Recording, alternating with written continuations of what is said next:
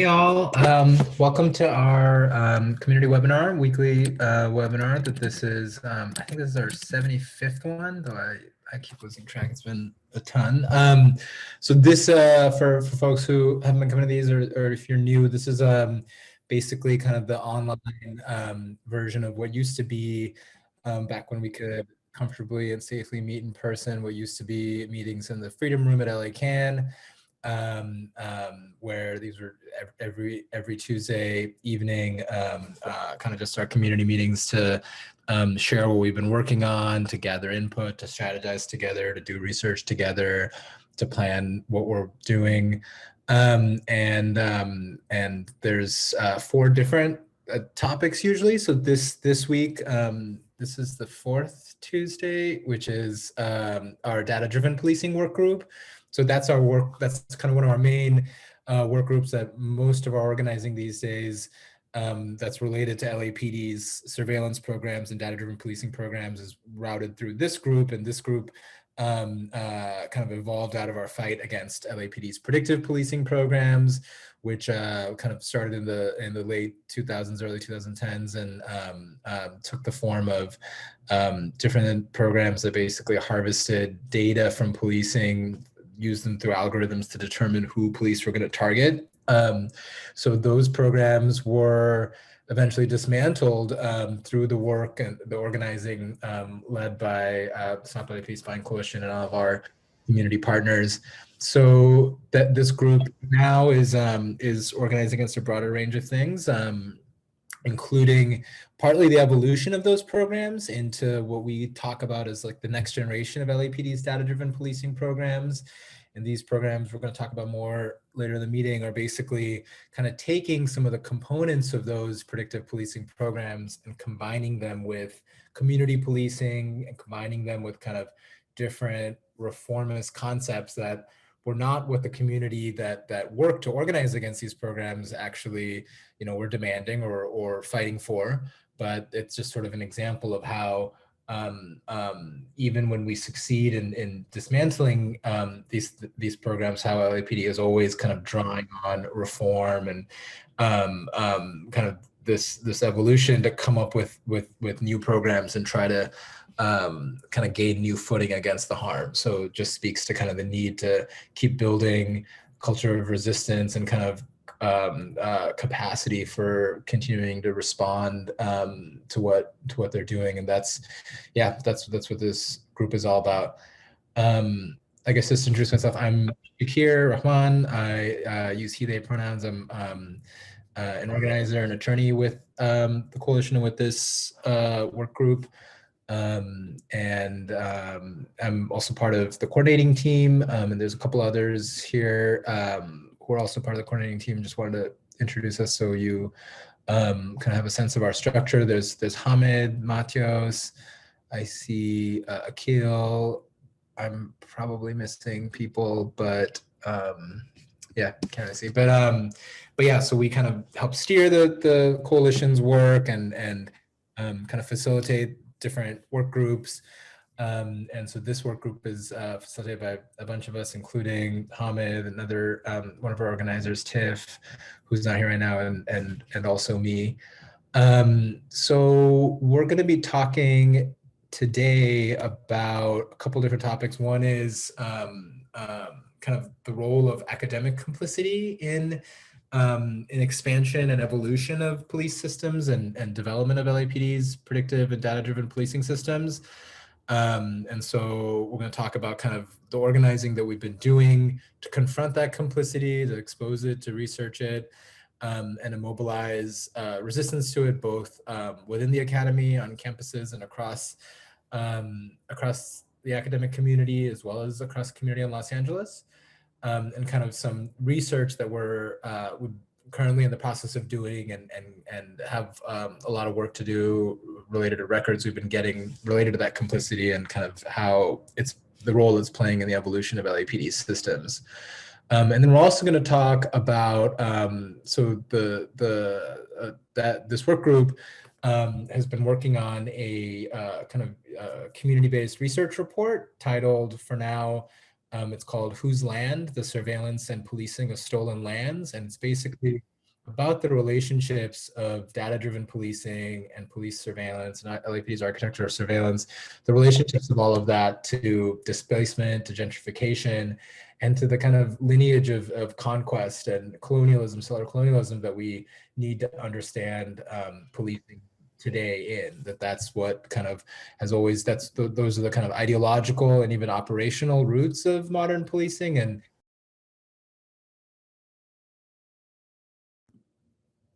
I got muted, but I don't know if anyone Sorry, missed. my bad. I was hitting admit and I hit your my bad. I am talking too much. If you're trying to quiet me down, Hamid. No, no, I guess I'll just keep going.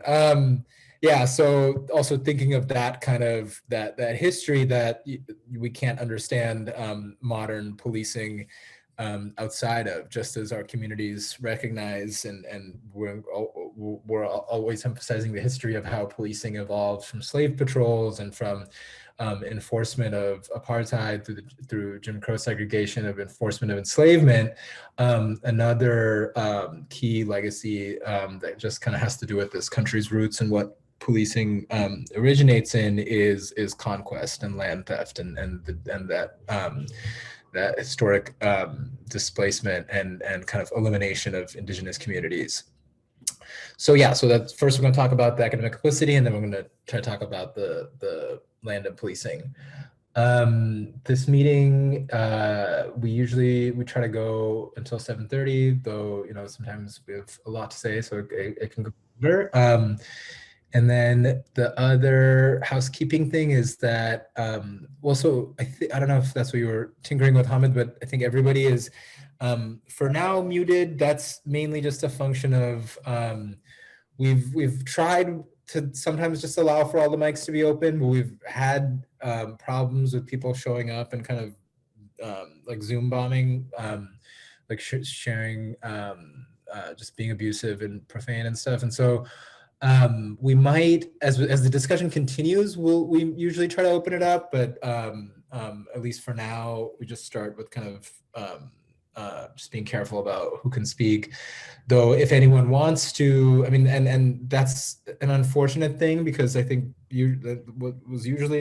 what's best about these meetings is when the conversation's kind of flowing and anybody can jump in and share, and it's hard to do that on Zoom. So we just ask if there's anything that you feel inspired at all to share or say, you can either raise your hand or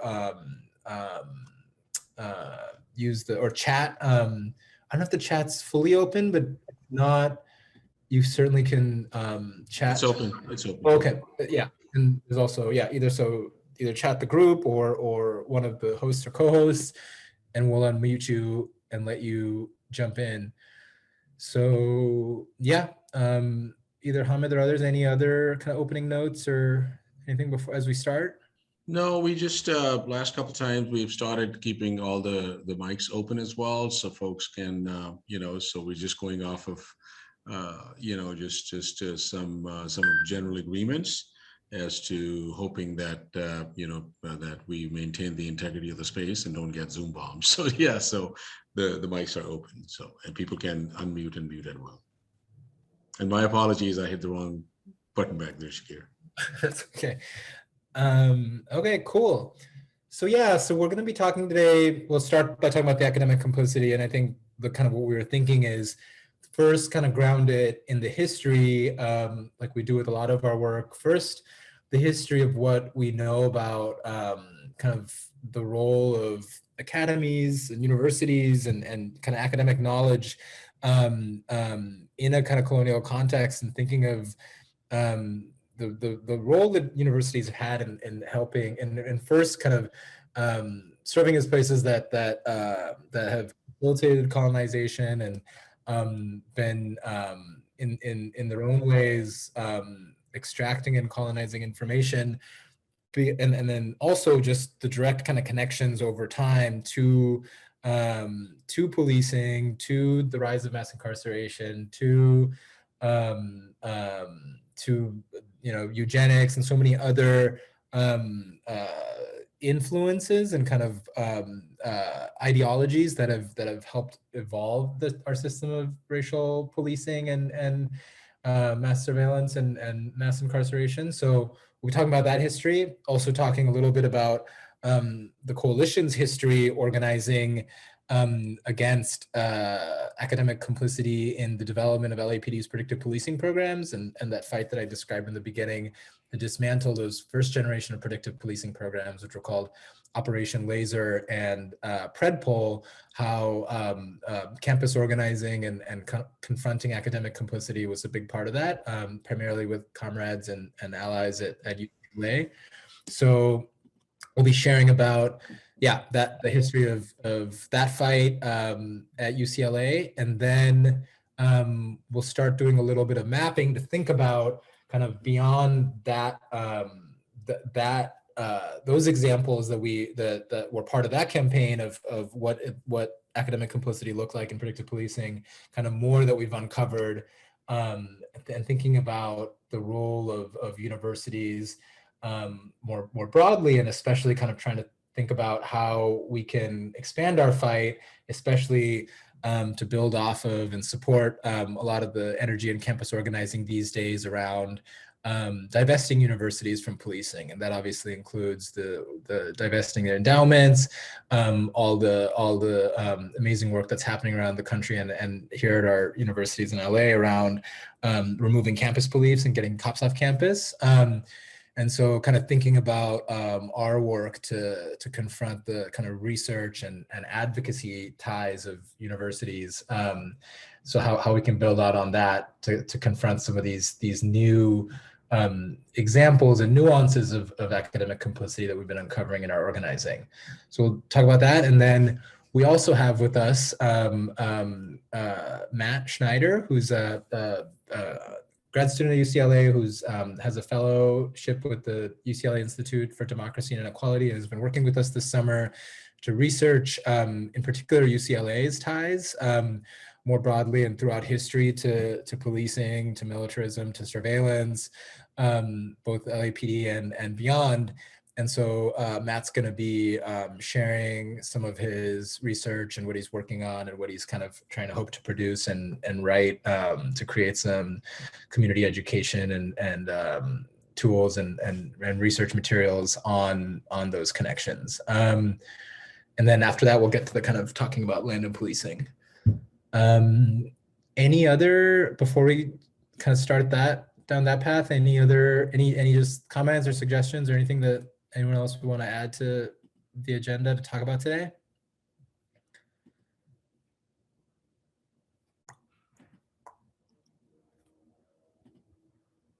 Okay, well then, yeah, and of course, feel free, as I said, to use the chat or the hands, or at some point, people can also unmute, I think, to just jump in and yeah, keep this discussion kind of flowing.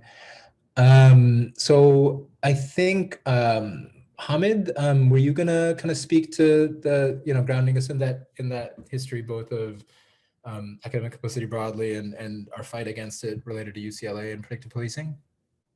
Sure. I can speak to that for a few minutes. Well, welcome everybody. My name is Hamid Khan, he, him, with Stop LAPD Spying Coalition. And I think today's subject matter is extremely, extremely critical in our movement building, because many a times we look at the direct harm that is being caused. And in this case, looking at law enforcement agencies and looking at LAPD, specifically the Los Angeles Police Department, and the harm that they unleash 24/7. Just today we saw another thing pass by, which is going to end up in a huge money grab in the millions of dollars under the guise of expanding public safety. But particularly when you cut through the details, it's happening into much larger ecology, because what they're doing is that the police commission, which acts as a shock absorber for the system, has brought in even like supposedly community support and other folks. They had to zoom in people from outside of Los Angeles who claim to be reformers and who claim to be activists, but really provide that face. As my brother and my comrade Pete White would call them, as caretakers of white supremacy. So there are many caretakers of white supremacy, and the ecology is huge. But today we are specifically looking at the role of the academia, and Shakir mentioned and talked about eugenics. But I want to maybe start off by grounding ourselves in the work of somebody, and maybe just looking at this, and I hope people can see this slide. This is a quote from Dr. Edward Banfield, who was who's a social scientist and was a professor emeritus at Pennsylvania State, was at Harvard, and then at Chicago as well. And as a social scientist, he wrote several books like The Unheavenly Cities and things like that. But this is what he says, that the implication that lower class culture is pathological seems fully warranted. Rather than waste time and public money implementing policies based on the false notion that all men were created equal, better to just face facts and acknowledge the natural divisions that exist. Members of the lower classes should leave school in 9th grade to get a jump on a lifetime of manual labor. The minimum wage should be repealed to encourage employers to create more jobs for low-value labor. The state should give intensive birth control guidance to the incompetent poor, and the police should feel free to crack down on young lower-class men. So I'm going to leave this on the screen for a couple minutes and let it sink in. That, when you cut through each one of those sentences, that provides a roadmap for state violence. That provides an intellectual framework of how people need to be looked at, what lenses need to be seen, and how then policies are created that justify the claim that lower class culture is pathologically seen and is fully warranted. That then is implemented by just putting into motion that rather than waste time and public money based on the false notion that everybody was created equal, just acknowledge that natural divisions exist. And then to just this assault on public school and just education, that member of the lower classes should just leave school in 9th grade. What the heck? Why do they need any more education? And let's just teach them so they can be in lifelong subservience and work for us. And then why are we even paying them minimum wage? I mean, you're talking about living wage that should be repealed to create more low value labor. And yes, let's not forget those folks who just are birthing factories to give intensive birth control guidance to incompetent poor. And let's not forget about the younger lower class men who are predators and who are just by inherently violent. So we need to crack down on them. So, and when you think about it for a second, look at who this person was advising and look at the time period as well. That he was an advisor to Presidents Nixon, Ford, and Reagan. And when you try to put all of these dots together, you start thinking of the post-civil rights era about, okay, so the war on crime. What was some of the thinking behind it? And obviously, we talk about before that, the Moynihan report, Patrick Moynihan, who was a senator from New York, who made this whole report, which led to, the war on poverty and this, that, and the other, and, just everything else, which was already just like that people are pathologically corrupt and these cultures cannot stand on their own. So yeah, they need a helping hand, but they need both from a velvet glove and an iron fist. So now we look at that whole trajectory about being advisor to Nixon, Ford, and Reagan. And then when we fast forward and continue through this whole thing, we talked about eugenics, and we can go back into history as long as we want to, and we'll keep on seeing this thing. And then from Edward Banfield, we jump to one of his mentee, James Q. Wilson. And it was James Q. Wilson who was Edward Banfield's mentee, along with, and I'm right now forgetting the name, Matt may remind me, of who came up with this whole fallacy, which became known as broken windows theory. And, I always try to step away and not call it a theory and not even give it and entertain it as a theory as well. This is just another tactical operation. So, so we look at how constantly the academy is providing these things. Then we think of Charles Murray, the bell curve. Then we look at Dinesh D'Souza. Then we start looking at, so let's fast forward, keep moving to some of the more current names. People like, we talk about predictive policing. Sarah Brain, who's a professor at UT Austin, is a published author. But then Sarah Brain was also embedded with the LAPD for 2.5 years as an academic in their postdoc or doctoral, whatever things do. You know, I even cheated on my BA finals in Pakistan, so I don't even know how to count some of these degrees. So this is where what we are looking at. And the little story about Sarah Brain is that, and we have to speak the truth as well, that Sarah Brain did a whole lot of research and made a lot of money by publishing a book as well. But when it came down to really support the community, because we were fighting the fight in Los Angeles against Operation Laser, we were fighting the fight against predictive policing. And one of the things we came across was the secret list that LAPD had of chronic offenders, which we ended up winning in a lawsuit.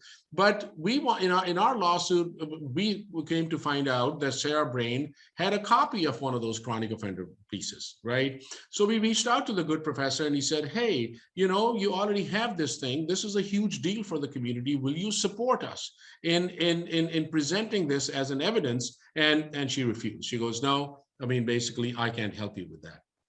So that's where we go. We talk about Andrew Ferguson, you know, and I'm sure Matt's going to cover some of that stuff too, and Shakir will cover that stuff too. But the question really is confronting us right now that we cannot close our eyes. We cannot turn away from this whole ecology of state violence that we operate in, the whole landscape in which it's not only the Los Angeles Police Department, but it's the academy that is deeply complicit in this thing, which then gets all these fundings from the Department of Justice and Bureau of Justice Assistance. We talk about predictive policing. So Craig Uchida, who was a social scientist, who was a main architect of the LASER program. And guess why they named it LASER? Los Angeles Strategic Extraction and Restoration Program. That's the acronym. But they specifically said that we named it LASER because we want to have a program that can go in with the precision of a medical doctor with laser-like surgery to remove tumors from our community.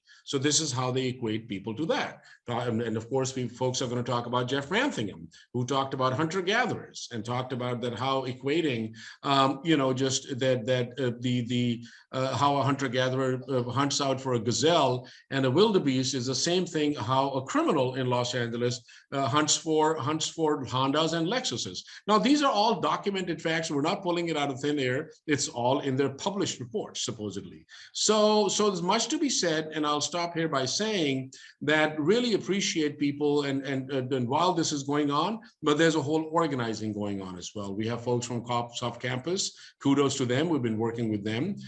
You know, we started this organizing campaign on UCLA campus about 3 years ago, and reaching out to folks who were already there in Department of Anthropology, because the main architect of Predpol and co-creator Jeff Ranthingam is a professor of anthropology, and people just turned up. I mean, finally getting to a point that 28 faculty members at UCLA and 60 graduate students signed a letter just completely questioning the merits of Jeff Ranthingam's research as a social scientist, that, you know, what kind of peer review that you have? Nothing. What sort of other things what you went through, and here you're making these claims. So here we are, and I think, and when we talk about cops off campuses as well, it's also critical that it's not the physical removal and dismantlement of law enforcement on campuses, but it's also like how many deeper ways are law enforcement agencies being supported by these intellectual frameworks and by this cover that is provided by Center for Policing Equity, Philip Goff, out of NYU now, or Yale out there. You know, just we look at the centers at CUNY, City University of New York. We look at we look at other policing justice sort of, you know, departments and these centers at NYU, and you know, and there's a whole landscape out there that is very much at the service and as who provide and act as caretakers of white supremacy. So just wanted to lay that framework, and with that, I'm going to pass it on to Shakir. But before, you know, just Shakir goes, I just wanted to see that if anybody has any other comments or anything else that in their organizing and in their work, I see being something posted in chat that Long Beach, yeah, here's an article to LBPD's early links to the Klan. So, you know, and again, very much in service to that. So if anybody else has any comments, the mic is open. So please feel free to share your thoughts on that.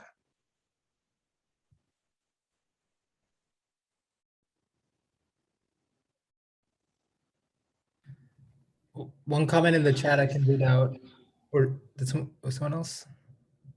Did someone just unmute? No. From Susan saying militarized police forces are caretakers of white supremacy and oligarchy, principle of an army to maintain order for current oligarchic controlling elite. Yeah, and that's right. And that's, you know, as we get into talking about our research on land and policing, and the report that we have coming out, we can yeah, kind of talk about what we've been exposing and learning about the really deep, the kind of operational details of that. Yeah, I think then Greg mentioned connections of Long Beach Police Department to the Klan, and Sydney is talking about the University of Maryland, the START lab that does a lot of this kind of research for Homeland Security federally. And yeah, that's work that our War on Youth campaign, taking on national security surveillance programs of youth, is organizing against a lot of that work. And I think Sydney's part of that too. Anyone else have, yeah, comments or reactions or thoughts so far?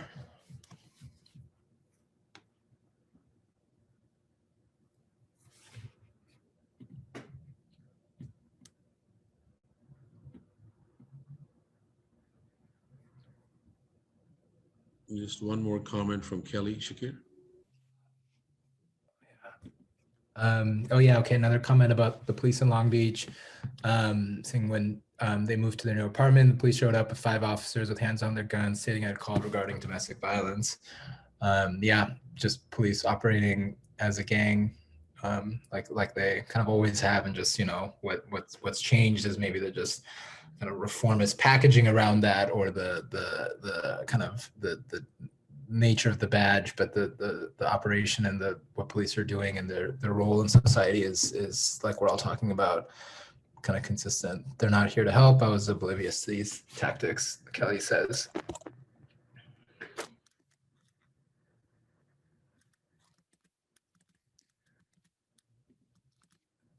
So before we go on, I wanted to share also, because Hamid mentioned the thinking about that Edward Banfield quote and the history of eugenics and surveillance. And I'm gonna share a couple points about that. But before we get into that, this Friday, or actually this week, there's a conference going on called the Dismantling Eugenics convening that the coalition.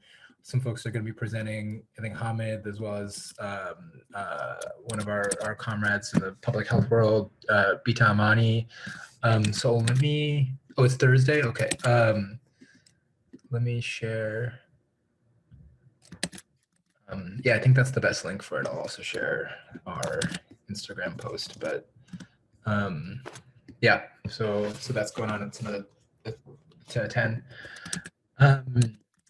And yeah, so maybe I wanted to kind of build up on a couple of the points that Hamid started sharing about thinking about police reform and eugenics. And especially I just think of this is kind of a way to really ground in history the connections of policing to the academy, because eugenics was, you know, in the sort of 20s, 30s, that was this heyday of when it was kind of a really predominant scientific discipline, and then a really American developed scientific discipline that had a lot of influence in the you know, physical natural sciences, as well as in kind of policy and law, and how kind of the white supremacist state and white supremacist institutions began to think about issues of what was being addressed as crime and issues of kind of racial relations, thought through the lens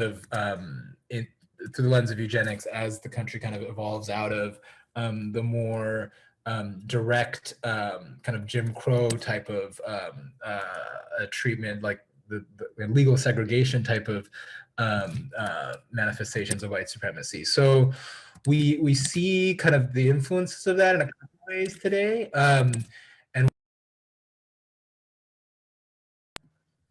got muted again. Again, maybe a sign I'm not talking too much.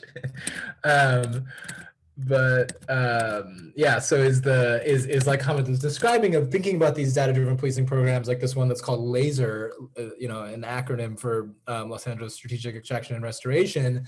And the architects of the program wrote in their kind of grant applications and grant documents to the Department of Justice that the purpose was to kind of view, to identify the tumors in the community, and analogous to laser surgery, to be extracting them surgically, and talking about how if we extract them surgically, then the community or the neighborhood is going to recover more quickly, like you do in the proper kind of surgery.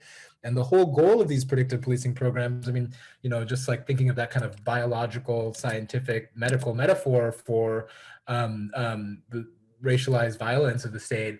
Likewise, even just the basic premise of this was that you can use data, and that you can use kind of policing in a scientific and objective way to identify who are the future threats to a community, who are the future kind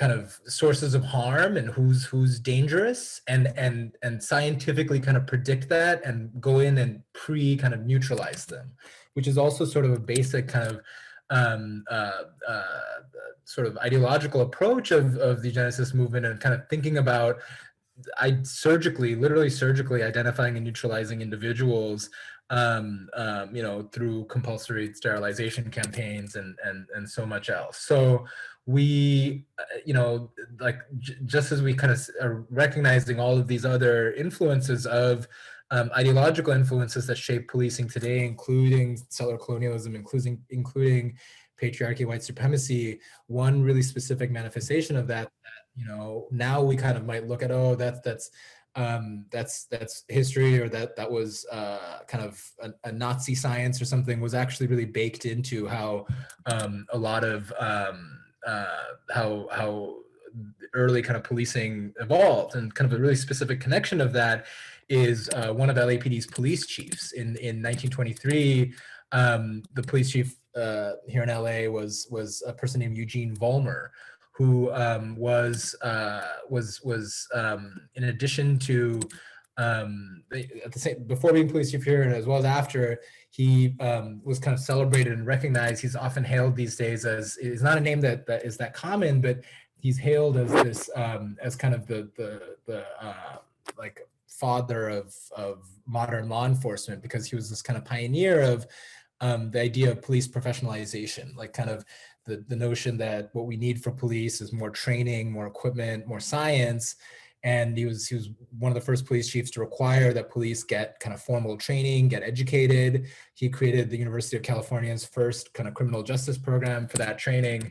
And he was also a white supremacist and a eugenicist. His police training curriculum included topics like eugenics, the origin of races, kind of race degeneration, treating criminal, like crime and like criminality as hereditary. That was part of the curriculum. And this kind of relationship between his eugenicist kind of views and this approach to police professionalization and training. Oh, my bad. Yeah, Matthias is correcting me. It's August Volmer, not Eugene. Both two kind of names that have fallen out of fashion. Yeah, so he, that's sometimes kind of understood as like, oh, is that like a contradiction that this dude is both into eugenics but also really into police reform? And when you think about it, it's both of those disciplines. I mean, one thing is just, you think about like all this focus on training and all of that. This week, LAPD, as Hamid mentioned at the beginning, just kind of succeeded in ramming through their police commission a proposal for millions of dollars in new kind of training and resources and funding specifically for training. So this strategy of using professionalization, training, all of this is literally the strategy that police reformers are using today to expand and strengthen the police state and to secure more resources for it, to secure more kind of impunity and legitimacy for it. And then also just as we see this kind of evolution of LAPD's policing programs, you see more broadly this kind of in how even reform works. And even, you know, when Operation Laser and these programs first originated, they were celebrated, including by kind of a report that was put out by one of these big kind of data-focused criminal justice nonprofits, the Vera Institute, was celebrated as this example of, oh, this is how we can make policing more efficient and more effective. And the Vera Institute put out this report along with the U.S. Department of Justice's Bureau of Justice Assistance, promoting this program as, yeah, this is this great way to make policing more objective and more efficient. And I mean, even in that enterprise, I think it's because we don't kind of recognize the real influence of and role of eugenics on American sciences, that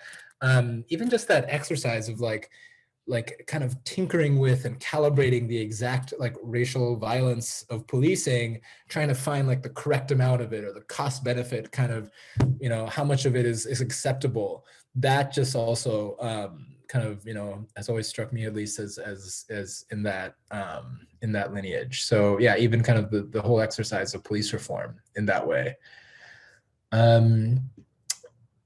Yeah, I see the some comments, one about Bill Gates, which I'm not sure what that's about, but feel free to unmute yourself and share. And yeah, sorry, and Matios is correcting that the Hamid and Vita will be at that convening on Friday. And yeah, Sydney, yeah, so Eugene Vollmer is just August Vollmer is a great reference point for looking some of this stuff up.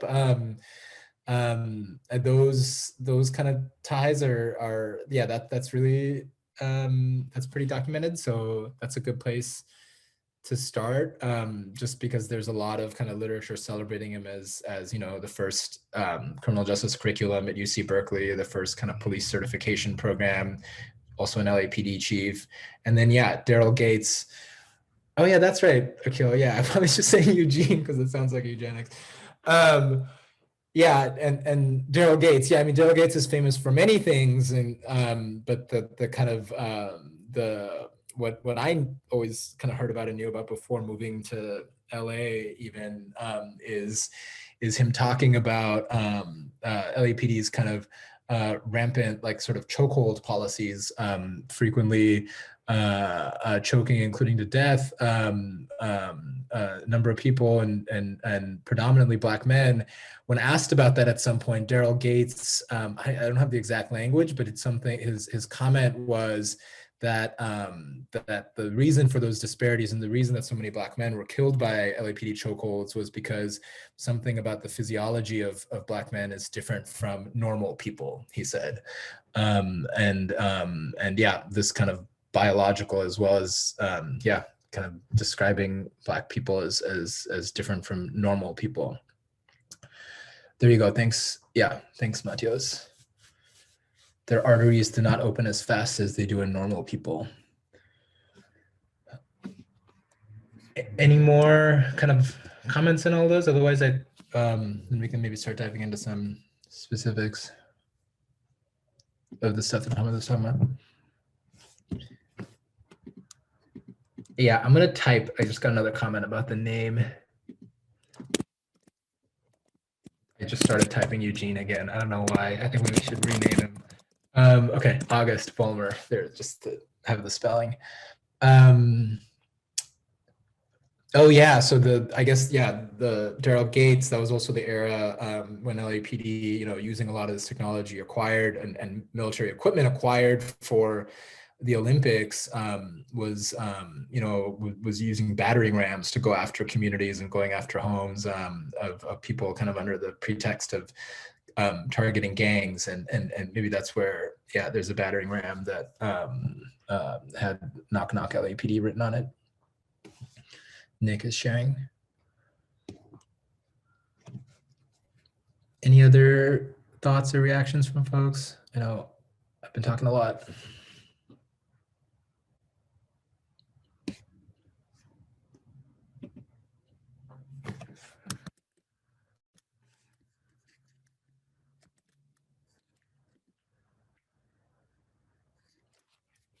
Yeah, there's a question in the chat, which is, the question is, did LAPD use force science and Lexapol? That is where Long Beach Police Department got its chokehold policy. I know Lexapol is one of these companies or nonprofits or something that develop curriculum for police and also that often kind of shows up in court later to as experts on policing to justify violent police practices. But I don't know the specifics of that. If yeah, if anyone knows about force science and Lexapol and connections to LAPD.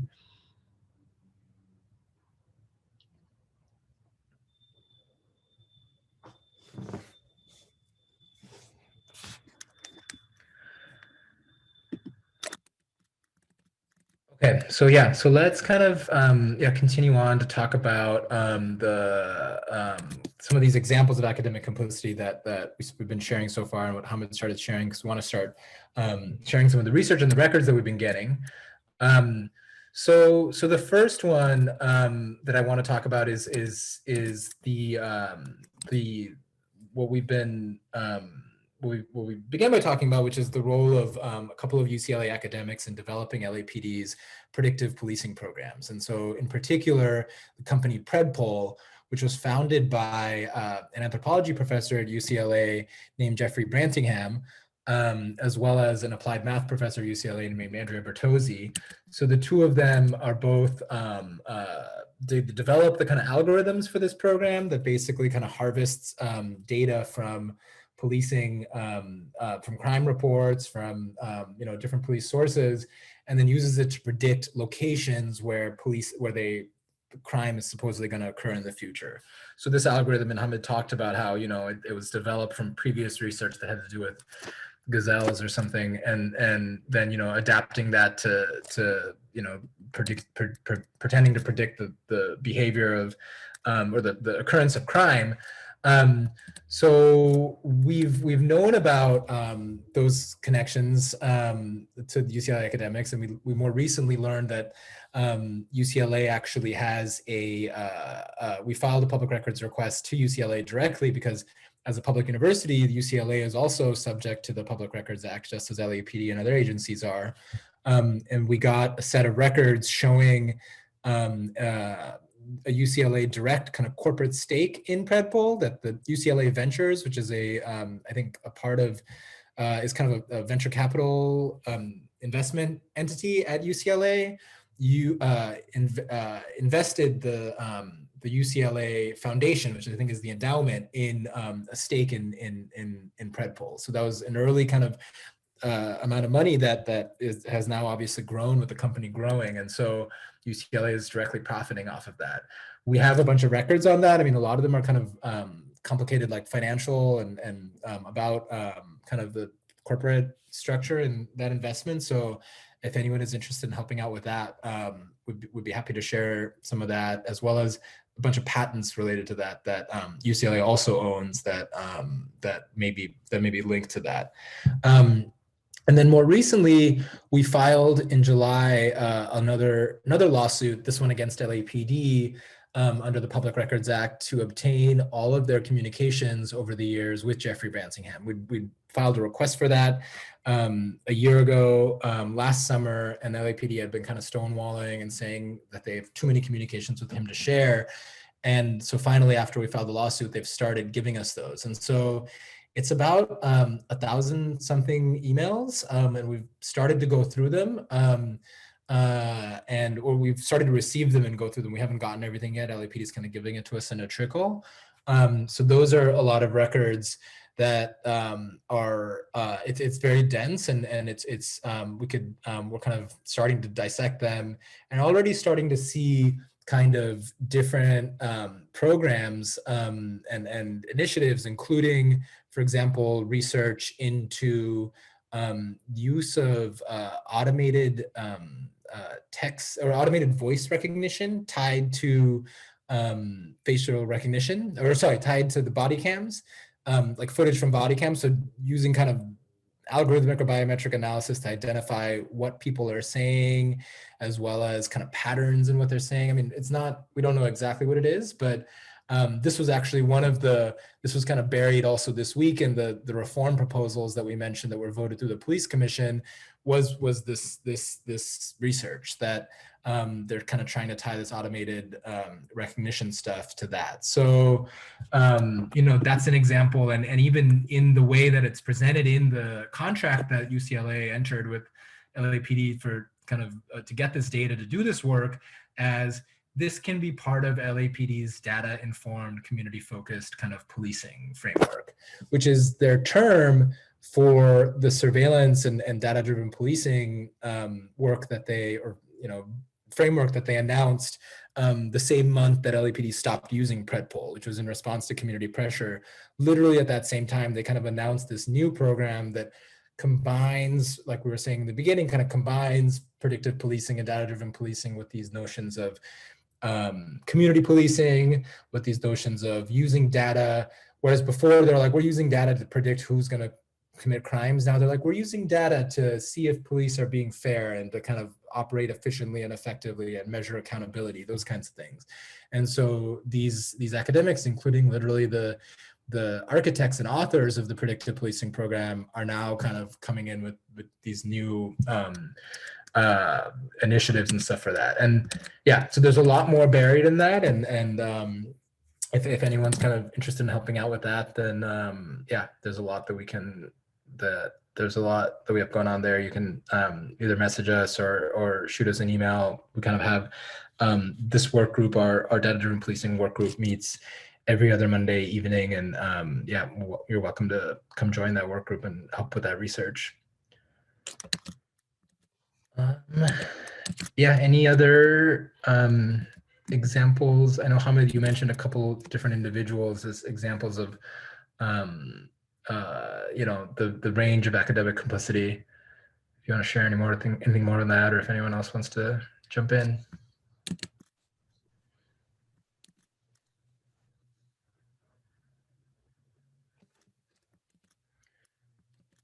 Another aspect to mention is like the community policing that we've been talking about, and LAPD's kind of community safety partnerships program, which is their kind of main community policing program.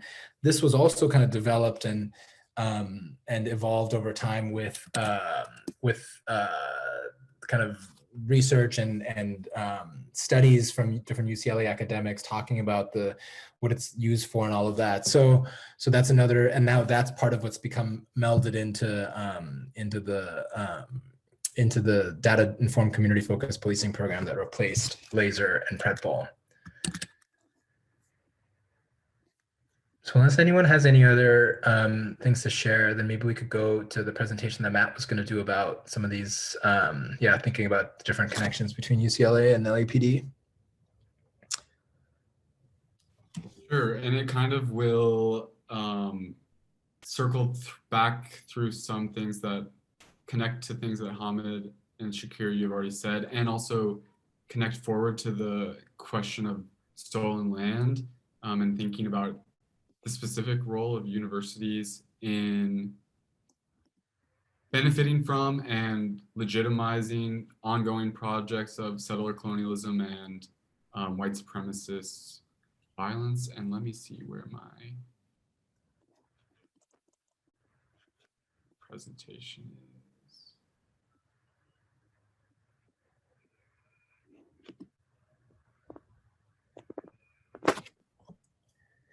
And while Matt's pulling that up, I'll again just promote that Matt is been working with us all summer as a fellow from the UCLA Institute for Democracy and Equality, and has been doing a lot of deep research into the university. He's going to be sharing about that. Yeah, hi everyone. I'm Matt. I use he, him pronouns, and I'm a new student at UCLA, and thankful that my work with the coalition has helped me see UCLA for what it really is and not what is advertised to students and everyone there. Though quickly arriving on campus can show the real thing as well when the police are called in to shut down any real demonstrations of student freedom. But thinking about the different kinds of roles of police and university partnerships across the last 60 years, I think really helps to clarify not only the obvious cases of complicity, but also some of the more subtle ways that Hamid was suggesting that part of our goal also has to be to expose those and force them to come to an end. So hopefully everyone can see this okay. But I think it helps to start to think about the university and the police as two kinds of institutions that are both totally deeply connected to the white supremacist settler colonial stakes of the founding of the United States. And it's very clear, a lot of work has been done by indigenous activists in the last few years to show the ways that public universities like the University of California and other colleges like that got the land that they occupy and the money that they use to start their endowments from land specifically stolen from Native communities across the continent. And many universities were built by enslaved Africans or funded by slave plantations. Just as we know, police were formed to help protect the slave status quo in the colonies as well. So thinking about them as totally connected in that way, and as on an ongoing basis part of the reproduction of this social order. So police protect private property interests, and they intersect as well with ongoing international forms of control. People have been talking in the chat about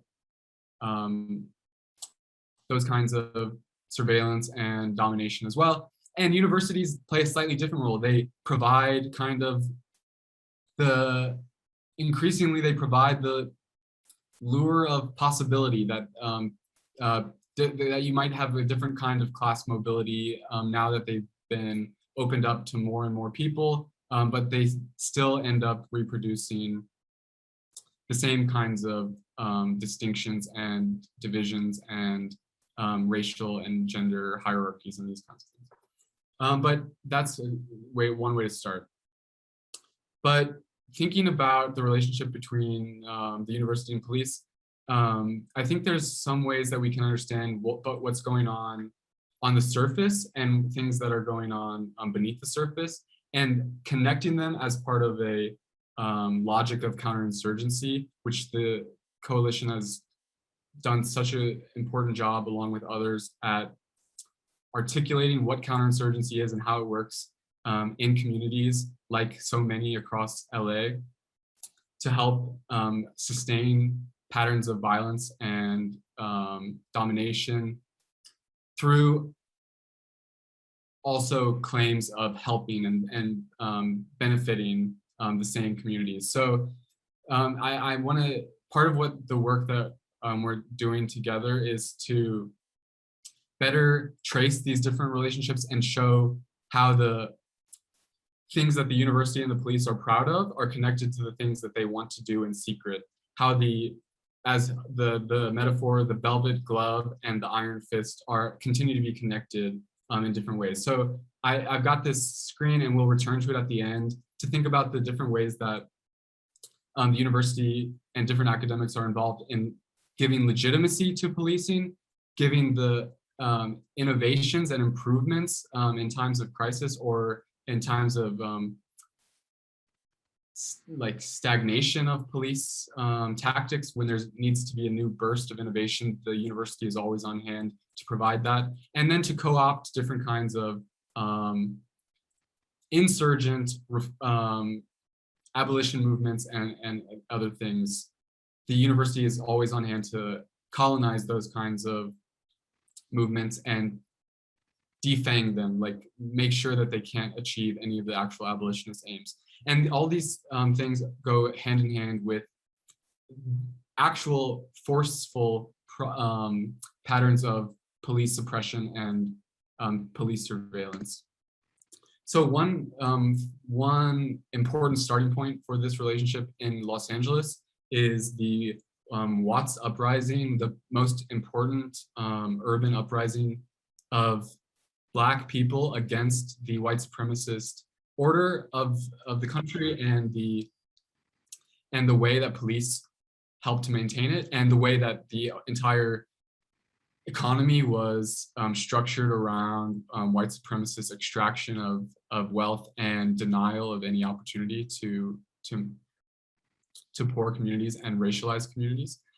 And what we see is that the University of California, Los Angeles, and other institutions in the area were quickly called upon in these times of crisis to help restore the face of the LAPD and to help suppress more subtly the demands of these uprising communities within Watts. So the university, huge teams of academics were involved in the governor of California's commission to understand what happened in Watts in August 1965. And there's a lot of evidence very clearly that these social scientists and others completely purposefully misinterpreted the testimony of Black Watts residents and others in southern Los Angeles to fit the preordained narrative of the governor and other leaders of the state.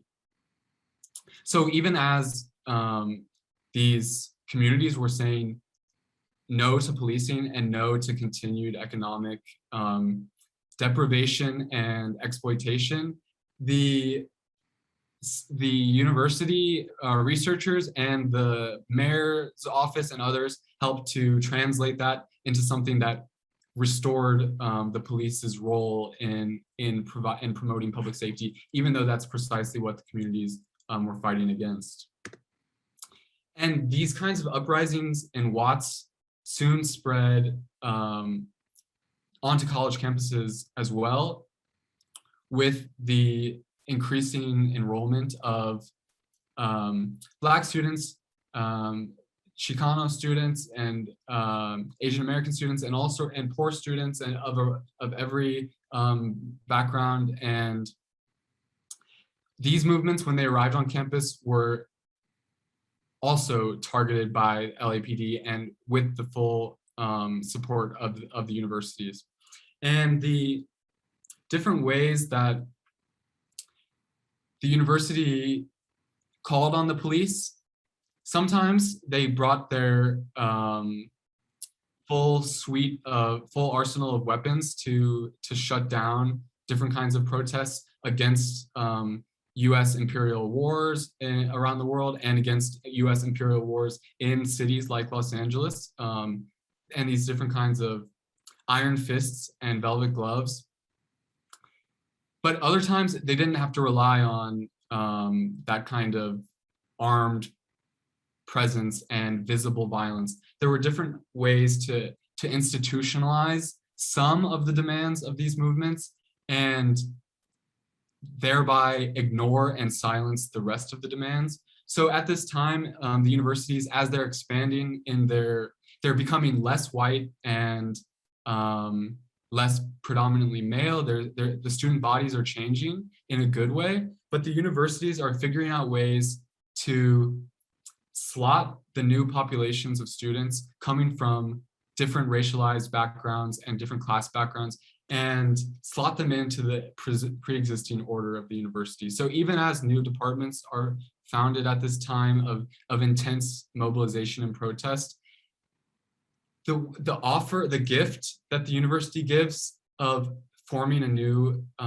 department or something comes along with the brutal elimination of anyone who would refuse to go along with that partial gift. So including some of these names on the screen, famous leaders of the Black Panther Party for Self-Defense in Southern California, Bunchy Carter and John Huggins. They were, many people probably know this, but they were murdered on UCLA's campus. And different kinds of UCLA, LAPD, and FBI surveillance and counterinsurgency and rumor spreading and all sorts of things to incite violence within movements and incite violence against movements helped directly lead to the murders of these two important Black activists and militants and students and leaders, and that kind of pattern repeated itself again and again and again of university surveillance, police violence, and the universities turned to multiculturalism as a way to smooth over the whole set of problems there. And for this, I also want to recommend some books. And if anyone needs if you want to email the coalition, we have access to online copies of any of these books, and they should also, many of them, be at LA Public Libraries. But some histories of radical activism in the 60s in LA especially, and elsewhere in California, that have been really helpful to me, and so many others, are by Laura Pulido, Mike Davis, and John Wiener, and Donna Murch. And so I just want to shout out some of those authors. And as I said, we can get you copies if anyone needs to. But as I said, the universities began to invite police to suppress campus uprisings and other forms of US military power. And they also figured out how to preemptively quell the uprisings by turning to multiculturalism in a way that police departments still do, by diversifying staff and faculty and co-opting these demands for true transformation by just putting different kind of racialized people into different forms of the pre-existing institutional order of the university and its collaborations with police. So I want to shout out as well Roderick Ferguson, who's a brilliant thinker about the university's role in the kind of shutting down of civil rights and other kinds of power struggles by precisely giving some, allowing some demands to be realized for new forms of study and new kinds of staff, but also shutting down the actual transformations that were desired. And in that way, the university could be understood as a progressive dystopia from this period on. And there I want to shout out the work of Savannah Shange, which would also be really super great to read with the War on Youth work that the coalition is doing. Okay, from there, then, I skipped one. Then we get to James Q. Wilson, who is the student of Edward Banfield, who we heard about from Hamid at the beginning of the meeting. And once the university is safely multicultural, then the UCLA can get back to its normal relationship with the police. So they invited this guy, James Q. Wilson, after he had published his landmark, so-called theory of broken windows policing that helped to give more of an academic and scientific legitimacy to other kinds of normal routine policing that were already existing, but now they could be called broken windows, and said, oh, look, these scientists figured out this is a scientifically sound way of terrorizing poor and racialized communities. But James Q. Wilson gets hired by UCLA, and the first thing he does is give a talk to LAPD leaders once he comes to California. And for the next decade and more, after he even leaves UCLA to go to Pepperdine, with even more of a conservative institution, throughout that whole time, he is working closely with LAPD chiefs, supervisors, etc., and is the main voice that the LA Times and other public forums choose to go to get a defense of the policing project in all of its different guises. So I think UCLA has a lot to answer for James Q. Wilson's role in strengthening the LAPD, even at times when the LAPD was in extreme scrutiny from the public around the beating of Rodney King, the brutality against another rebellion in 1992, other forms of extreme police violence and corruption throughout the 90s.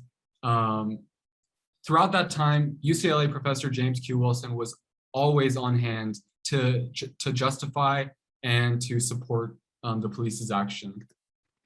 And here my last books that I want to shout out, all I do is read books all the time. And as I said, we can get you copies of any of these things, but Policing the Planet is an excellent book that features an interview with our very own Hamid Khan. And then two other books, Max Felker-Cantor's Policing Los Angeles and Stuart Schrader's Badges Without Borders, are really, really excellent resources for understanding the different forms of police power, police violence, and police institutions internationally and domestically in the United States, and how they interweave together. But now, all of that being said, all of these different kinds of brutal suppression, multicultural adaptation, and public scientific, pseudoscientific support, they have all continued into the 21st century. And the better we can understand the varieties of academic complicity and their continuities, the more we can get a handle on what's going on still. So we've got this great poster that was circulating around during the coalition's struggle against predpol. But as it says, academics have always been complicit, and there's a variety of ways, even in the last few years, that UCLA and other professors in the area continue to strengthen the police despite community demands to the contrary. So there's different forms of community policing research conducted for the LA Police Commission, and some of those end up saying, oh, yes, the LAPD needs to have less racial bias, but so the communities need to have more trust in the police. And then these kind of ludicrous proposals of community policing get more and more research funding and support after that. And along comes the Center for Policing Equity, which takes as its mission reducing bias, racial bias, and that was founded by Philip Goff, who Hamid mentioned as well. And another thing to note about the Center for Policing Equity, before it moved to the East Coast, they founded this program, CompStat for Justice, using the notorious data surveillance dragnet program CompStat that was, I think, began in New York City, but is famous and infamous for all the reasons we know about surveillance and incredible overstepping of any kind of norm of privacy and racialized forms of domination. And I'm kind of running out of steam and running out of where my research has gotten to. But all of that to say, this notorious data surveillance program could be turned into, according to the Center for Policing Equity, a tool for justice. And the more data we have about policing and the data police produce in their course of surveillance, somehow the Center for Policing Equity is going to suggest that can be turned into justice. And everything that we do in the coalition is entirely opposed to that prospect. And we need to figure out more of how these kinds of claims about justice, claims about equity, and claims about accountability get wielded in support of the existing police status quo. I'm sweating, I'm out of breath. I think that's all I can say for now, but we can return to the this sheet about the forms of academic complicity. And I think what I want to figure out together is more ways that we can tie the things that the university and the police are proud of, these kinds of innovations, these kinds of claims of legitimacy, and these ways that the university and the police can together co-opt radical demands, coming from communities and coming from coalitions like this one, and how they're connected to the things that they're not proud of, like surveillance and like suppression, that they don't want to acknowledge or they don't want to admit. And it's easy to see with PredPol. It used to get publicized by UCLA as something they were very proud of. This was an innovation that was going to change policing for the better and improve it. And now they will not mention that word aloud. They do not want to acknowledge that they're still invested in the company formerly known as PredPol. They're still invested in various other forms of institutional relationships with LAPD. But if we can tie together those kinds of things that they're still proud of with the things that they're not proud of, I think that will be a useful organizing direction to go in. So that's all I wanted to say.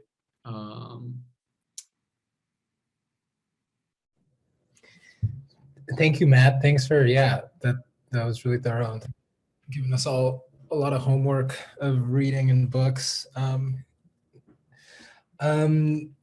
So I just, real quick on one thing that Matt mentioned with like talking about the implicit bias stuff and how we reject those. I mean, one thing we just saw actually this week is in those reform proposals that we keep talking about that the Police Commission voted through, one of the proposals was literally the training of implicit bias training for what LAPD calls the shadow teams that infiltrate protests. So they're like, we need to improve the training for the shadow teams. And one thing that they could use is implicit bias training. It's just like, it's like almost, it's like, you can't make that up. And yeah, that's kind of an example of all that's, there's now been a lot of research showing that implicit bias training doesn't actually have any effect of, reducing racial disparities and can in fact kind of prime them, but it's still, a scam that police are going to keep using often to keep getting more resources. So maybe, so here we have a question from Maisha.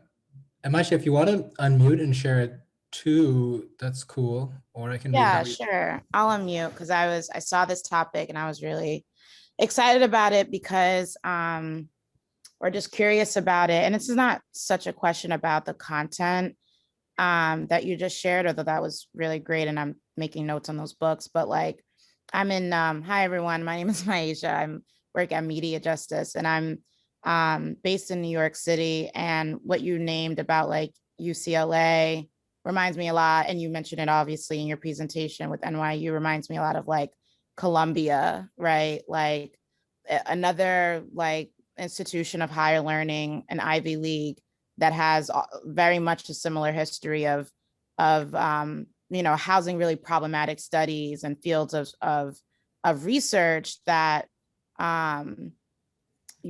just further validates and justifies like the prison industrial complex. And Columbia is also regarded like rather friendly in like movement spaces in New York, like beyond the bars, certain people producing, using the resources of the institution to create research that we needed around bail or, whatever the topic is. And I was just wondering like, not just for y'all as Stop LAPD, but anybody on the call, like how do you balance that, like, or is there even a balance to strive for around that? Do you see what I'm saying?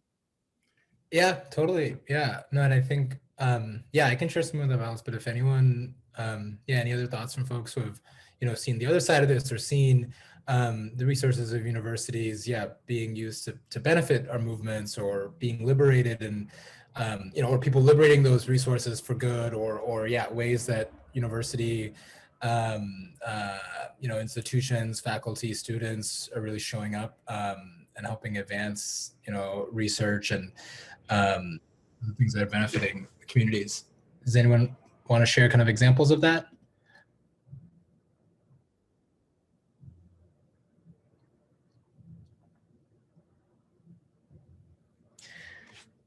I mean, I can share even related to the examples that Matt was giving is, I mean, one of the things on the page there was about this kind of NYU was like his Institute for NYU was brought into LA to help with some facial recognition or body cam policies. And initially there were a couple of UC law schools that were helping with that, both Irvine and UCLA, but kind of in response to the community organizing against those like input sessions and stuff that that NYU Institute was doing, the university, you know, the UC partners pulled out of it and said, okay, yeah, we're going to kind of defer to the community. I mean, that's a more reactive thing, but there's also, I mean, here at UCLA, there's a lot of research that you know, that our work is, that our, like even our, the research that we're doing on the policing of land that we're going to get to is drawing on research from a lot of our comrades. For example, at the UCLA Institute for Democracy and Equality, work that they've been doing on looking at nuisance abatements and looking at the role of different surveillance programs in displacement. So we see a lot of that, and I think it's just, you know, I'm also someone who's been in university spaces a lot and has you know, benefited from that and has privilege and resources from that. Is just thinking about what our relationship is to the knowledge that universities have, and a lot of that knowledge comes from extraction and kind of colonizing the knowledge of communities and hoarding it in a way. But so what can we do to liberate those resources and to put the kind of power and everything that universities have accumulated in kind of service of movements? And so even our work around academic complicity, the campaign that we launched at UCLA and did a series of events and worked closely with different faculty and students was called Academic Complicity to Academic Rebellion, sort of the idea that yeah, we can also be building a culture of resistance and resources for resistance within universities. Thank you, it's really helpful. Yeah, I would just also add that like for a lot of the, I mean, and like the Ivy Leagues, there are also legacies of colonial institutions as well. And so it's, I don't know, I feel like it's in some cases a little bit more dangerous because especially folks like liberal institutions that have like this, on one side, they have researchers and they have people in their institutions that are doing harmful research that is resulting in the banishment, in the like legitimizing the police state and legitimizing these harmful systems. And at the same time, it's also showing you like a nice community aspect about like the work that they're doing, how they're uplifting sometimes mutual aid. But I also think that it's sometimes dangerous because it's like the co-optation of the community work and the work that has been kind of forced by the people who have, who are either through that lived experience or who are on the grounds. And so yeah, sometimes it's a little bit difficult because I think about like ACLU as well, who's considered, if folks kind of from an outside perspective would think that they're doing good work, but then when you look at some of the work that they've done, it's legitimizing and it's working with the police state as well to be like, okay, if we're going to have these programs, might as well for us to be part of it and to help put the parameters. So yeah, I don't know how I feel sometimes about those institutions, just because it is, it's kind of like an abusive relationship where they're doing things behind your back that's ultimately resulting in these bad or these like life and death situations in our communities. And so, yeah, that's kind of my what I'm thinking as far as like the complicity in academic or just in like the nonprofits as well when it comes to movement spaces. Maisha, you wanted to respond? Yeah, no, that's totally right. And I just wanted to like reaffirm that too, because I guess as you were talking, it was making me think about like when I didn't know what I know now about institutions and their role around, you know, research and policing. Like it's really easy to be like, oh, I saw Mariam Kaba speak at NYU.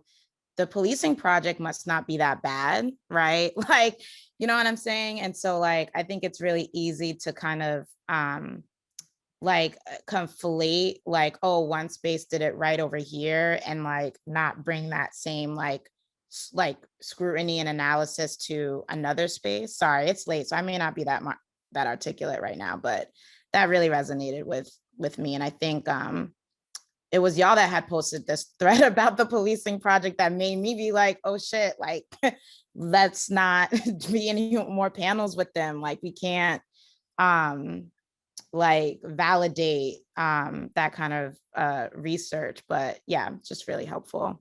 I'll hush now.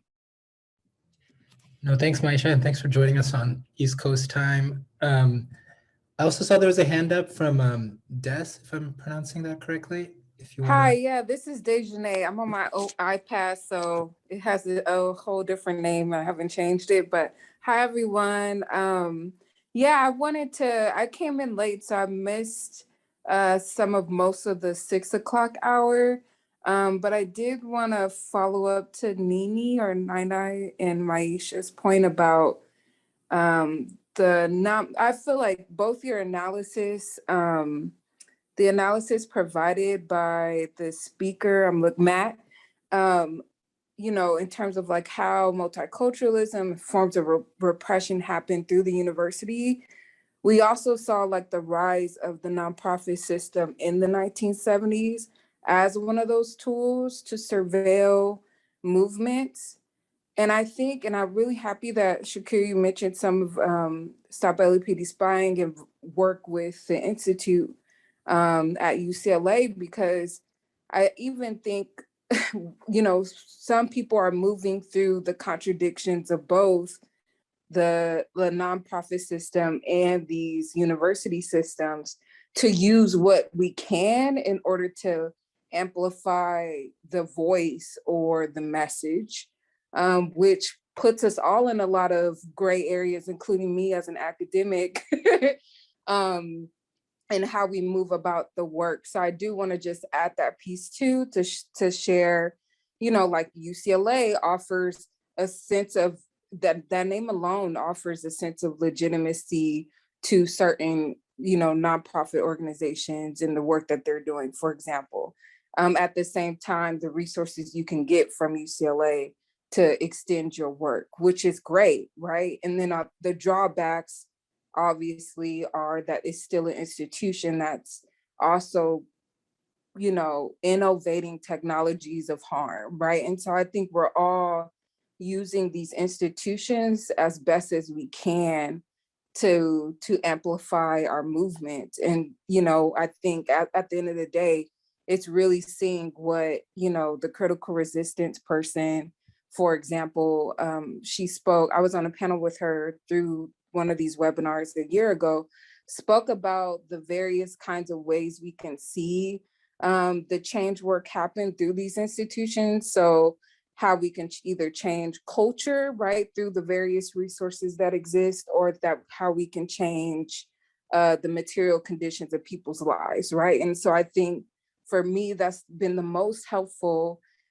in also carrying in my work forward too, even in academia, right? Is seeing how we're able to push through those things. But yeah, there's complicity everywhere. So I just wanted to amplify some of the tangent conversations about nonprofit, but also illuminate that our movements are increasingly quote embed with academia, and and that's both in the nonprofit realm and the grassroots. So I just want to amplify that.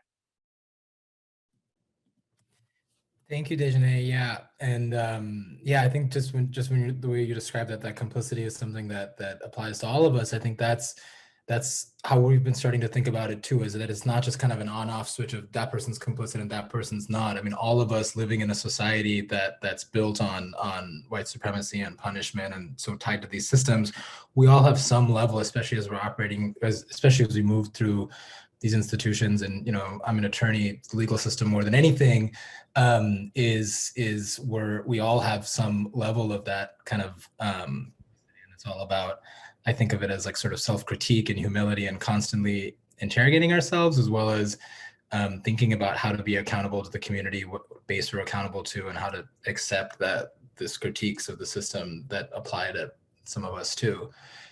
And in terms of research benefiting, I was going to say Dejanay's academic research is a big part of it. We rely on a lot in this land of policing report that we're getting towards. Her work on policing of Skid Row over the years, and the resistance to that is really informing our kind of community-based research on that. And so on that note, I'm going to, I think, pass it to Hamid to just give a little preview of that, the land and policing research that's coming out before we end. Yeah, sure. So thank you. This is really a great conversation, and I'm just posting a Twitter link today that if you are on Twitter or Instagram, we just basically posted something just today on the complicity as well, that it's not only that, you know, that it's the academy and the foundations and other nonprofits, but how it is fronted, where people tend to support you, people tend to walk with you, but on the other hand, they are constantly undermining the work we are doing. And this is about you know, a person, particularly Brian Hofer from I guess something Justice, based out of the Bay Area, who parachuted into Los Angeles and became and is a consultant to the LAPD, and was basically became a key person in providing them with a roadmap that how surveillance should take place and what kind of oversight and all of this stuff. So, you know, this is a constant battle. This is a constant fight. So, you know, which brings me that one of the things that the coalition has always done is, like, just like what we are talking about right now, has really built our knowledge collectively by decolonizing a whole lot of knowledge through grassroots research. And through that grassroots research, we've also published various reports, starting off with the People's Audit in 2013 on suspicious activity reporting program and the fusion centers. Then in late 2014, early 2015, we released a report on body cameras, which were hot. They were just getting on the radar, and people were talking about it. And, you know, we were called out because, how can you speak about something that's going to lead to police accountability and this, that, and the other? We're like, no, this is, you got to really look at it very closely.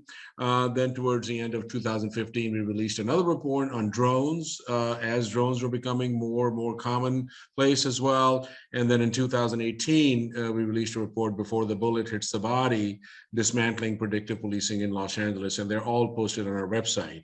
So through the years, you know, just reports have been really very instructive and offered us a whole lot of guidance in bringing a lot of this work together, and quite effectively have become organizing tools, has become, you know, in our storytelling.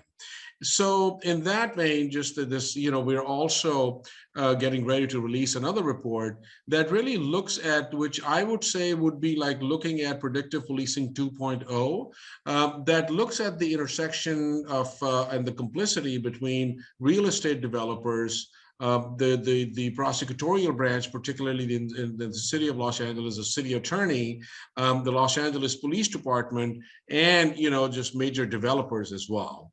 And it looks at that how the facade of data-driven policing is being deployed to, first of all, demonize land. You know, just like, you know, for example, hotspots and laser zones and anchor points like crime triggers, and then very methodically building upon the demonization of land, how that then turns into the displacement and eviction of people. So in a sense, directly linking predictive policing to displacement and development. I mean, this report looks at several case studies we looked at, and this is all based on the documentation that we kept on getting from the LAPD, from our public records. And this is all LAPD's own documentation that we kept on getting through our public records. For example, how they were communicating and really assaulting and coming down on Nipsey Hussle.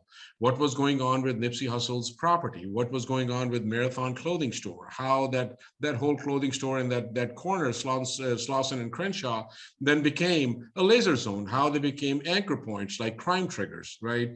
Then we started looking at various other things, like how Crenshaw Mall, well, the whole mall was declared a laser zone. So in essence, when these things are declared as crime triggers, then it's an open season. Not that it's not without that, but it provides that that extra veneer of extrajudicial almost authority to go in. We identify several people who were murdered inside, like, you know, Keith Bursey, Grishario Mack, Richard Risher, Riddell Jones. I mean, the names are just, you know, just go on and on and on. So this report really kind of just looks at these case studies of the Crenshaw corridor, that how displacement and development is taking place, looking at, and we found emails between land developers and the city attorney, and how the city attorney is going back to the LAPD, and how the LAPD is coming back to the academics like Craig Uchida about development of laser, so they can use them and then bring in the citywide nuisance abatement programs. So in a sense, this whole very insidious nature that, you know, while a lot of people are beginning to speak about data-driven policing, but what's really missing in this conversation is that, in a sense, how this is being deployed very methodically to loot land from people. And the whole report is really grounded in settler colonization, in conquest and settler colonization. The settler colonialism has never stopped. It has gone on. We have consulted and we've shared our documents and everything with Tongva organizers, with Tongva elders. My shout out to Grandma Gloria in El Monte, who looked at the draft of the report. My shout out to Annie Mendoza from UCLA, who's a Tongva organizer. And then we also just did a presentation with folks in the Crenshaw area as well, with Crenshaw Rising, and made this initial presentation to making sure that the community is very much, this is driven by folks who are on the forefront of this fight as well, and we have their blessing as well. So this is just a sneak preview. I just wanted to share about that. So the report should be coming out by the end of October, but I'm going to ask maybe just like, you know, some of our organizers as well, if Matios or Nina. Matios, I thought you have some thoughts about the report as well, because you've been actively organizing in the Crenshaw district as well. Yeah, my name is Matios. I use he, him pronouns. I joined the coalition as staff in mid-August, but I also organized with BLMLA on the police accountability team and a couple other groups. Yeah, so, you know, I feel like I was with the coalition when we presented, well, we gave a draft of this report over for leadership in downtown Crenshaw to read, and then also presented on some of our findings. And I think what it illustrates beautifully is that the LAPD are intrinsically tied to displacement. So you look at a place like the Crenshaw Mall, and for those of you that aren't from LA, the Crenshaw Mall really is like a black hub. You know, like most of us grew up going to the movie theaters at the Magic Johnson Theater. That's where I saw my first rated R movie.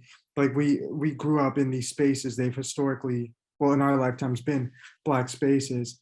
And so you see, you know, the coalition found that land developers like CIM, Richard Ressler, who was a co-founder of the CIM group, actually met with the LAPD to discuss their plans, and that actually like coincided with a lot of the violence we see in Crenshaw Mall, in the Crenshaw Mall in the LA area. So this report, by highlighting the fact that the LAPD kind of designates these areas that are deemed valuable to land developers as crime hotspots, they go in, flood it with resources, which in their cases, you know, overpresence of police and just violence, and kind of extract people through murder and like displacement. So you look at Grishario Mack, he was murdered in 2018, that same year that Richard Ressler met with the LAPD inside the Crenshaw Mall. And there's an LAPD substation within the Crenshaw Mall. And so this has been a great organizing tool in highlighting just that when you think about displacement, you've got to think about the LAPD. Yeah. Thank you, Matios. Nina?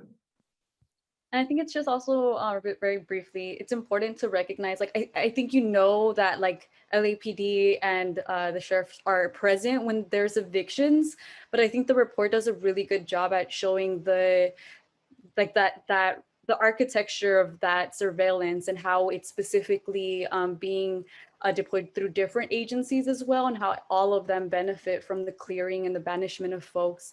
especially in communities that have been neglected, communities that have been aren't well resourced and are not allowed to be autonomous, or when they do start to have mutual aid programs, it's kind of seen as a threat. But I definitely do, the report is really good at kind of piecing the like longer history and that historic history. As we like to say, it's not a moment in time, but a continuation of history, and how these are cycles of banishment that consistently targets already looted communities or historically looted communities. And I think one of the things that the report kind of also lifts up as well, and many times because like, you know, this whole pseudo language of democracy and this facade of equal participation and equal access. And, you know, I mean, sometimes I don't even know, my range of English kind of just stops at a certain point, that but we have to really kind of cut through a lot of this BS and look at Los Angeles as a garrison state. Now, you know, when we think of a garrison state, we always think of martial law. We think of the military tanks kind of just, you know, and some of us who grew up in like, you know, under martial law conditions in Pakistan and other places as well, you know, that's very evident. It's in your face. But it's also something that, you know, that it's in your face and you know what's going on. But here what we are looking at is, and that's where the insidiousness of data-driven policing now comes in, that, you know, going from chokeholds to then, you know, just battering rams, to broken windows policing, to suspicious activity reporting, to predictive policing, is now this very comprehensive sort of this, what they have named this as data-informed, community-focused policing. And the other language that is very central, that is now becoming extremely pervasive, because we have a president who is one of the main, you know, pushers of that, is community policing. Like in the whole 1994 police bill, it ended up creating a community, a COPS office, community-oriented policing section in the Department of Justice. But obviously community policing has been around going back, you know, the language has been around since for the last 60, 70 years. But now the language of community policing is very much being used. So all of this thing, we talk about academic complicity, there's a whole program that LAPD launched, and it was quite pathetic as well, but it was very ironic that with millions of people rising up, millions of people marching in the streets, I mean, one of the largest social justice movements, I think, in the history of the world. I mean, if you really look at it, what happened last summer, that, you know, their response was to create a whole bureau of community policing, calling it the Community Safety Partnership. So in essence, what they have brought together is, which then got deployed in every public housing project, and it's moving rapidly into other communities as well. So under the guise of building trust and building relationships with the community, what we have is an expansion of the massive surveillance state, which includes these tactical operations of policing like crime prevention through environmental design. Now, people may not have heard that. This goes back about 40 years as well, which means that crime prevention through environmental design, that you will remove trees, you will create a whole panopticon effect that, you know, so when you drive through, for example, Skid Row, which is our home, which is we're based out of, you know, you don't see any green spaces, because they need to have a full hindered, unobstructed kind of a line of sight. When you drive through South Central Los Angeles, you don't see a whole lot of green spaces. You're talking about Crenshaw District. You know, you don't see a whole lot of, and whatever there is, there's always like this clear cutting happening. So, you know, we've been talking to, and we were organizing in Jordan Downs and also Pueblo del Rio back in the 2012, 2013, 14, looking at the start of Community Safety Partnership and talking to people as well, and like how this whole process of, like, you know, clear cutting has been happening, how trees get removed, and in order to surveil that, so then how does some of the residents get those favors? So when we talk about community snitches, we also have to really look at it, that how the whole community is held hostage for resources, that you're dependent on these folks, number one, because you're in public housing, and number two, your survival is based on resources. So how divisions are created when we talk about divide and rule. So anyways, much said. So this report is coming out towards the end of this month, and please be on a lookout. And the other piece we also wanted to you know, ask folks is that the other project that is really gaining a lot of steam is our public records project.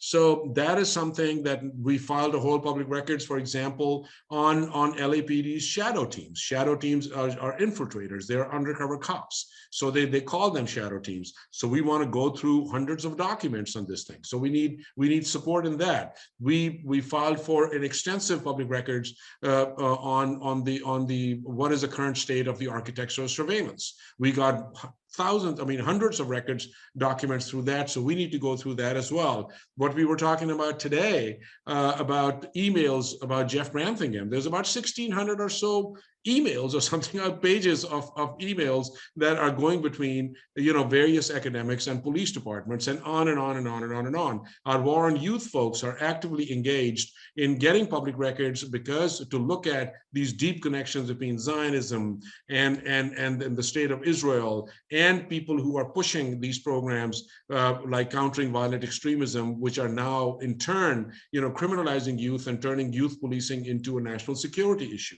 We need to go through those documents as well. Absolutely, Mossad is very much a part of it. So I just wanted to put that in there that please, I mean, we really, because the coalition has always been community driven. So we want this to be community driven. Even, there's 4 of us who are like, staff at the coalition as well. But this is not a staff driven organization at all. This has always been, a lot of labor of love. It's been a lot of, community driven. So we want help. We really are reaching out to you that please hit us up if you're interested. And, if you have a salacious side of you, a lot of shit comes out of it.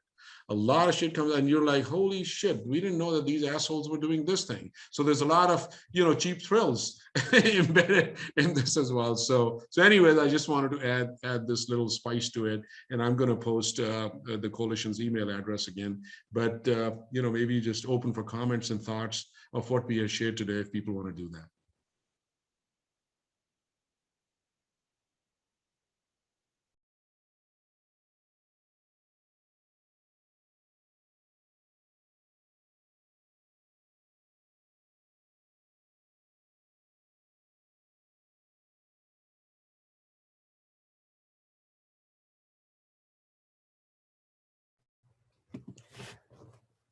Well, just one thing I want to add is that the land and policing report that Hamid mentioned, I mean, that was written again, like when Hamid's saying, being community led and not staff led, that was written in a work group, comprised of dozens of people coming in and out over the past year, longer, just doing that research collectively, doing that and just kind of on their own time, hanging out, diving through records, sharing, developing notes, then writing, editing.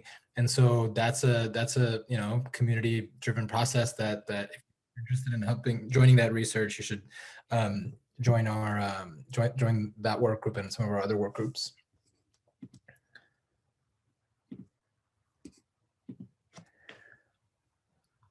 Well, we're over time, so maybe if anyone has either any comments to share or announcements or anything going on in the next week or so. I was just going to add something. I'm a organizer with Street Watch in Hollywood.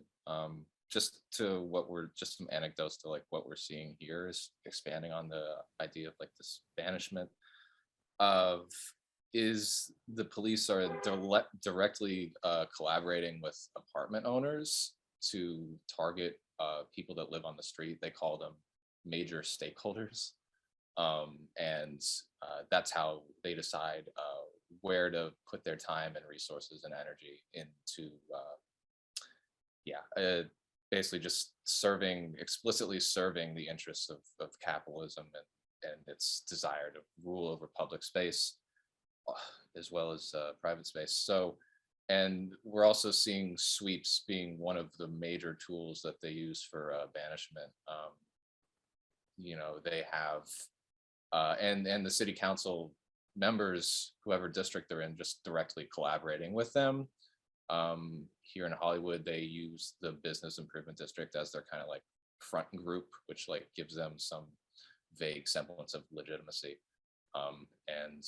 Continuing to just use these sweeps to banish people, and the police are always there to enforce them. And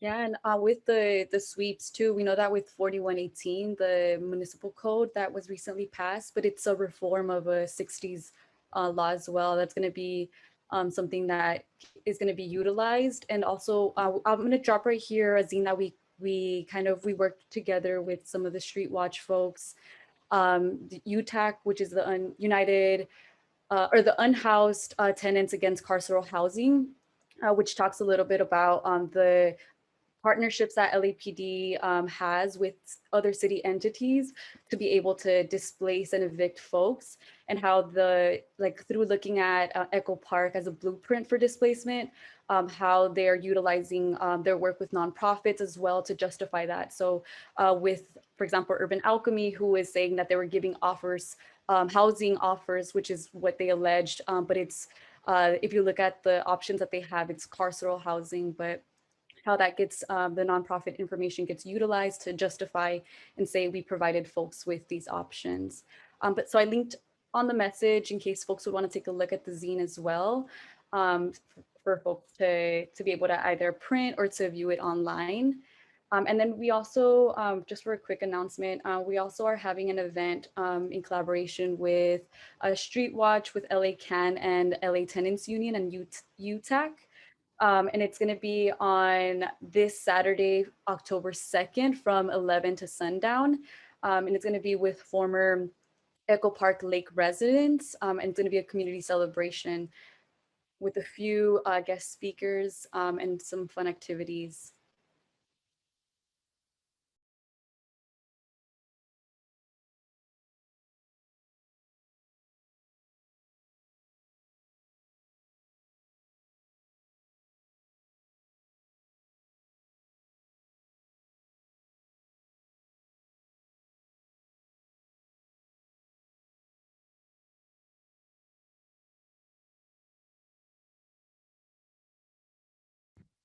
The event for the Echo Park, it's going to be at Echo Park Lake here on stolen Tongva territory, or so-called LA. And if you have, or if you want to know more information, we have the flyer posted on our social media on Instagram, which you can access the flyer as well. But it's going to be at Echo Park Lake on October 2nd from 11 to sundown.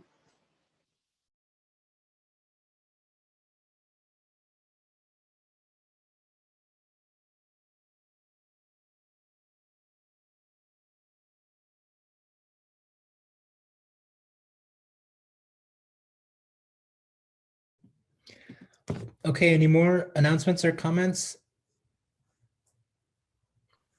Just that next Tuesday is our first Tuesday of the month webinar, and that is looking at the intersection of the national security police state and gender and sexuality.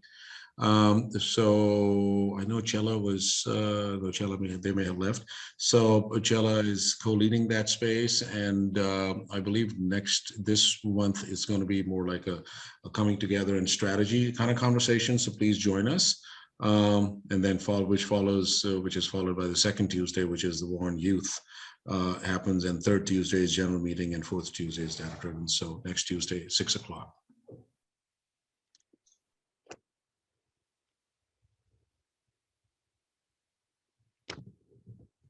Thanks, Hamid. Okay, well, if nothing else, then I guess we can close out. Thanks everyone for coming. Yeah, and hit us up if you want to get involved in any of this stuff. And otherwise, yeah, we'll hopefully see you on Saturday or see you next week. Wali Wali.